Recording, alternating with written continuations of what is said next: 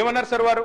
ఈ miss world పోటీల వల్ల క్లారిఫికేషన్ పోయి విమర్శలు. ఎస్ సార్, విమర్శ ఏముంది సార్, వారు క్లారిఫికేషన్ అడుగుతున్నా. మిస్ వరల్డ్ పోటీల వల్ల ఆదాయం వస్తుంది రాష్ట్రానికి, కొలువులు వస్తాయి, ఉద్యోగాలు వస్తాయి అన్నారు. ఎట్లొస్తాయి, ఏడికెళ్ళు వస్తాయి చెప్పాలని చెప్పి నేను కోరుతా ఉన్నా. నెంబర్ 1.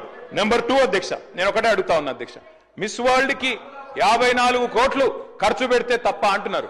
మరి ఫార్ములా ఈలో 46 కోట్లు ఖర్చు పెడితే దాన్ని ఏకపక్షంగా కేబినెట్ అనుమతి లేకుండా రద్దు చేసి అంత పెద్ద ఈవెంట్ ని, అంతర్జాతీయ ఈవెంట్ ని రద్దు చేసిన వాళ్ళు మరి ఇక్కడేమో ప్రభుత్వ డబ్బులు ఖర్చు పెడతాం కరెక్ట్ ఎట్లా అవుతుంది అధ్యక్ష?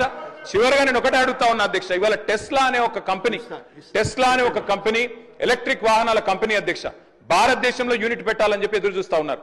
ఫార్ములా ఈ రద్దు చేసి అప్రతిష్టను మూతగట్టుకొని ఇవాళ 700 కోట్లు మొదటి రేస్తో వస్తే రాష్ట్ర ప్రభుత్వానికి ఆదాయం, ఆ ఈవెంట్ ను మూర్ఖంగా రద్దు చేయడమే కాకుండా ఇంకా మళ్ళా ఈ రోజు ఇంకో ఈవెంట్ కు 56 కోట్లు ఖర్చు పెడుతున్నాం, తప్పెట్లయిద్దని మంత్రి గారు అంటే నేను అడుగుతా ఉన్నా అధ్యక్ష, ఇది మీ డబుల్ స్టాండర్డ్స్ కాదా?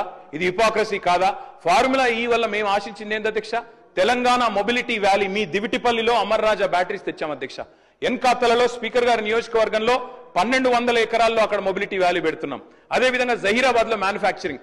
ఇన్ని చేసిన ప్రభుత్వాన్ని మరి బద్నాం చేసి ఇలా మిస్ వరల్డ్ మాత్రం మొత్తం కొలువులు వస్తాయి, ఆదాయం వస్తుంది రాష్ట్రానికంటే ఎవరిని మోసం చేస్తున్నారు మంత్రి గారిని అడుగుతానో క్లారిఫై చేయాలని కోరుతాం.